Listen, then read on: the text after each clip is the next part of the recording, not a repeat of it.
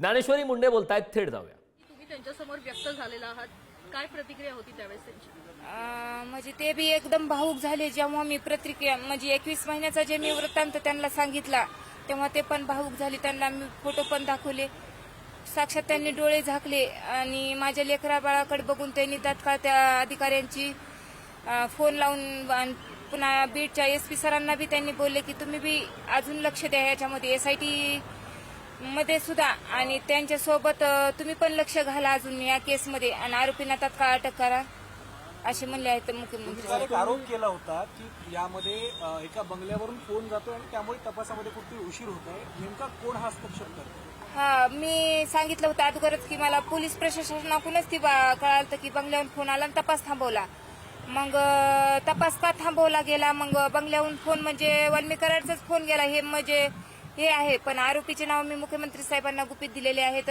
मग SIT मार्फत ते आरोपीचे नाव जाहीर करतील आणि आरोपींना तात्काळ अटक करतील हे मला मुख्यमंत्री साहेबांना आश्वासन दिलं आहे. कोणाच्या बंगल्यावरून फोन केला? हा कोणाच्या बंगल्यावरून फोन केला? म्हणजे परळीमध्ये धनंजय मुंडे साहेबांचा बंगला आहे आणि त्या बंगल्याचा सगळा कारभार जगमित्र कार्यालय म्हणून तिथे एक कार्यालय आहे परळीमध्ये, तर त्याच्यावरचा सगळा कारभार वाल्मीकराड सांभाळत होता.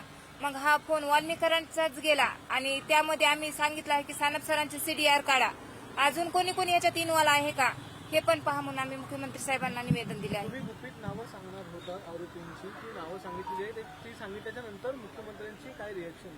म्हणजे मी साहेबांना निवेदनामध्ये नावं दिली आहेत. मग साहेब म्हणले आहेत तात्काळ आपण ह्याच्यावर मागणी करू आणि मी नार्को टेस्ट त्यांना हे केली आहे की आता 21 महिने झालं की आरोपी डायरेक्ट कसे म्हणतील की आम्ही खून केला आहे, म्हणून ते पण मी मुख्यमंत्री साहेबांना नार्को सांगितलं. टेस्टची मागणी तुम्ही केलेली आहे, या संदर्भात त्यांनी होकार दिलेला आहे की अशी आपण करू शकतो म्हणून? SIT मार्फत तर होणारच म्हणून सांगितलं आहे. पुरेपूर म्हणजे आरोपी अटक करणार म्हणजे करणार हे मला त्यांनी शब्द दिलेला आहे. कोणालाही पाठीशी घातलं जाणार नाही. विधान भवनात बी त्यांनी म्हटलं आहे आणि आज बी म्हणलं की कोणालाही पाठीशी घातलं जाणार नाही.